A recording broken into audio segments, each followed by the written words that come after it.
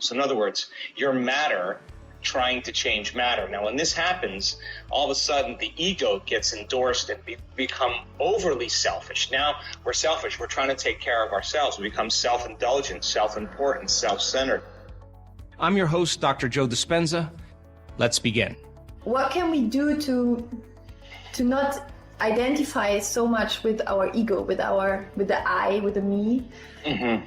Well, I think there's got to be a balance. We have to keep one foot in the real world and one foot in the quantum world, and that means that we have to be practical people when we're navigating in three-dimensional reality. And let's face it, we spend the majority of our time there. This is what physical reality is about engaging in this world with our senses, and so the problem is that when the ego's in balance, its job is to protect the self, to protect the body. If you're near a bonfire and the embers are blowing ashes towards you, your ego tells you to step away. If you're hiking and you're going along a very narrow cliff, it's your ego that says stay close to the wall and stay away from the edge. The ego's natural job is to protect us, So what happens though is when we get switched on by the hormones of stress, which, by the way, is 70% of the time, stress causes us to overfocus on our body. If you're being chased by Tyrannosaurus Rex and you get that rush of adrenaline and you move into emergency mode, you're going to use all of your body's resources to outrun that predator. Well, but if it's not T-Rex and it happens to be a coworker that's sitting right next to you at work, you're turning on that same response, and what was once very adaptive becomes very maladaptive, because when you turn on the stress response and you can't turn it off, now you're headed for disease. So people get addicted to the rush of adrenaline, the rush of stress hormones that arouse the brain and body. So in a sense, they start needing the people and conditions in their life to reaffirm their addiction to that emotion. In other words, they become addicted to the life they don't even like. So this is why change is so hard.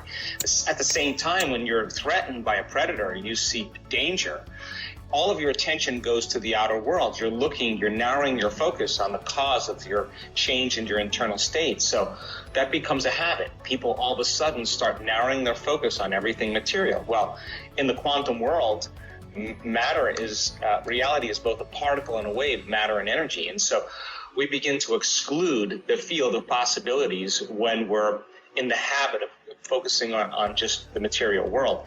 And by the same means, when you're threatened, you're always beginning to select a possibility in the future based on your memories of the past. You're thinking about how much time you have to get to run away from that predator. So all of your attention is on the body, all of your attention is on your environment, and all of your attention is on time.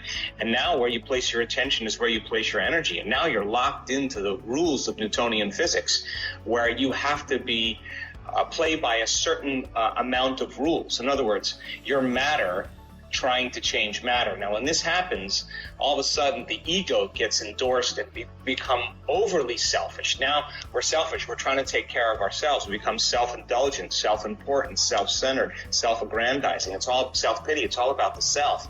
And this is where people wind up in trouble because there's only a few things you can do. You can compete, you can manipulate, you can lie, you can fight for it, you can try to predict it, try to control it. That's matter trying to change matter. So then the ego gets more frustrated because it can't produce an outcome, and then those very hormones of frustration further endorse the ego, and now the person's on the hamster wheel. They can't get out of their life. By very nature of the concept of change, to change is to be greater than your body, to be greater than your environment, and to be greater than time. So then we have to lay down the very thing we used our whole lives to get what we want for something greater to happen. And that breaking that habit of how we've created or gotten things that we want in our lives is the work.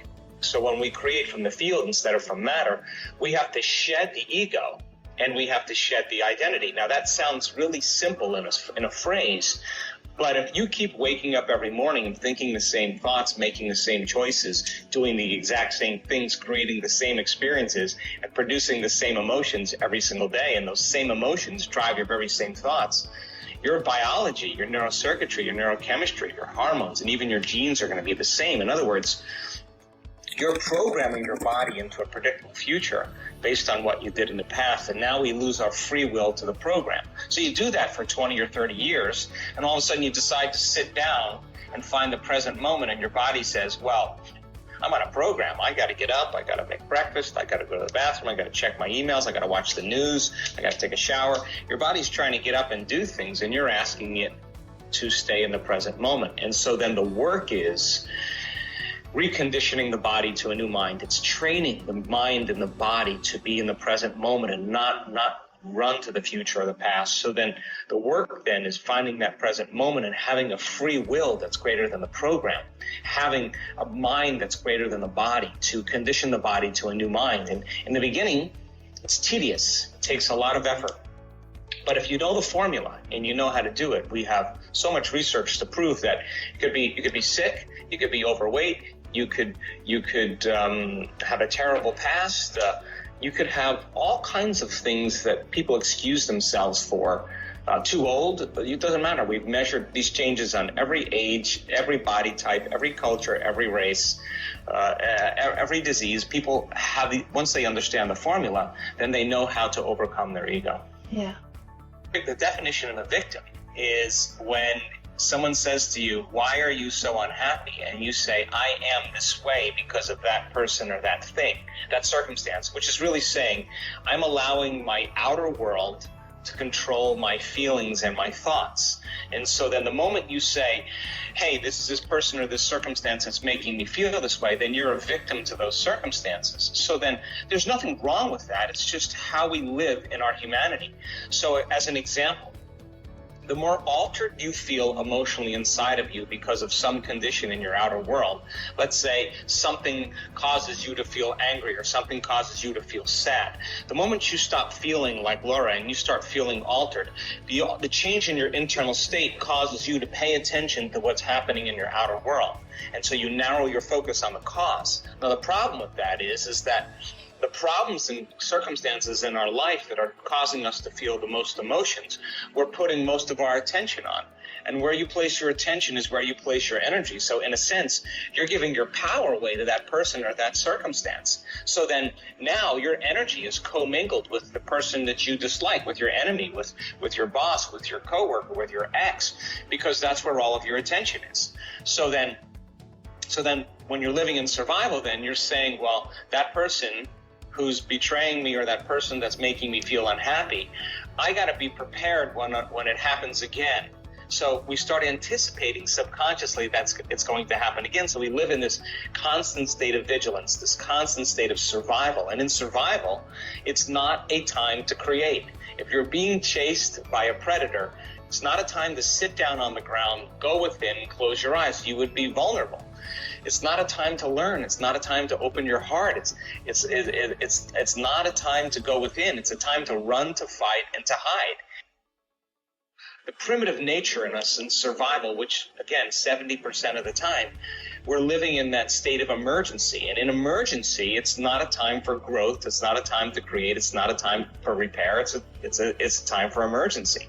So then, think about this. So then, if you're waking up every single day and you're living in this constant state, then for the most part, then you're not going to want to believe that your thoughts have anything to do with your future. In fact, getting a person to sit down and close their eyes, who's fearful, who's anxious, who's worried, who's amount of effort. So, but if they understand the theory and the technology, then all of a sudden, if they start applying themselves and going within, and every time they start noticing a thought that's connected to a person or to an emotion, and they stop and they settle their body back down into the present moment, the act of doing that is a victory. Most people say, I can't focus. No, you became aware that you lost the present moment and you return back to the present moment. Every time you do that, you're telling the body it's no longer the mind, that you're the mind, and there's a liberation of energy. The body's releasing energy. Then the body says, well, you normally wake up at 8 o'clock, you get in traffic, and now all of a sudden you start getting angry in traffic, and now you're sitting there with your eyes closed and the body's going, you're off schedule. You usually feel angry at this time. So the body starts craving anger, and so what it does is it sends signals to the brain of all the past things in your life you can get angry about. And now the moment you realize that your brain is doing that, just for the addiction of that emotion. And where you place your attention is where you place your energy. If you put your attention on that emotion, you're siphoning energy out of the present moment into the past. You become aware of that. You return back to the present moment, and you tell the body then it's no longer the mind. You settle it down. That's another victory. Then the body says, well, I want to get up. I got emails to check. I got to take a shower. I got phone calls to make. I got texts to return. And it wants to get up. And you wanted it to sit down, and you realize that when it's on a program, it starts to do that, and you settle it back down into the present moment. It's another victory. That means then your will is getting greater than the program. And David is slaying Goliath. And in the act of doing this over time, sooner or later, like the body, it's just the animal, it's just the servant. Sooner or later, if you're training an animal to sit, sooner or later it's going to learn how to sit, and the body finally surrenders to another mind. And that is the moment the person starts freeing themselves. Once they get beyond their body, their identity, the people in their life, the things they own, the place they live, in time itself, when they become pure consciousness, now it's time to begin to connect to that resource of that field. And being able to understand how to do that allows them all of a sudden to create more from holism, from oneness, instead of duality, polarity, or separation, because the hormones of stress heighten the senses and we become materialists, which means then there's me here and there's you there, and if you look different than me, I'm going to feel more separate. Then there's me here, and then there's my dreams way over there, way out there, because that's how I see them, like at a distance, and I got to drag my body through space.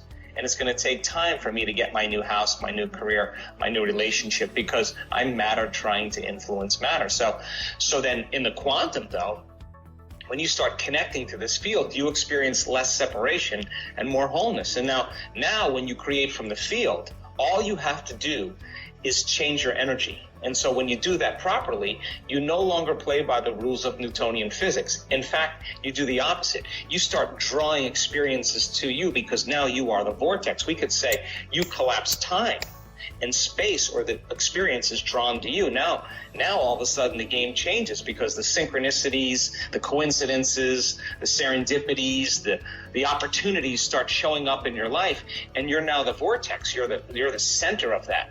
When that starts to occur, and you start correlating what you were doing inside of you that produced that experience outside of you, you're going to pay attention to what you did, and you're going to do it again. And sooner or later, you're going to start believing more that you're the creator of your life and less the victim of your life. Now, here's the caveat. You can't have a great meditation, feel all holy, feel all spiritual, feel all connected, and then the moment you open your eyes, you return back to the program. You start getting angry, you start getting frustrated, you start getting impatient.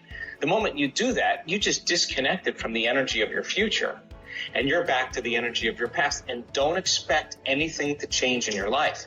That in fact, the whole purpose of this work is to change the brain and body, so that when you get up from your meditation, that you can maintain that modified state of mind and body your entire day. And if you can, get ready, because weird and wonderful things are going to begin to happen in your life. So you got to be able to sustain that state with your eyes open, as well as you did in reaching there with your eyes closed. And it's a practice. It's a practice.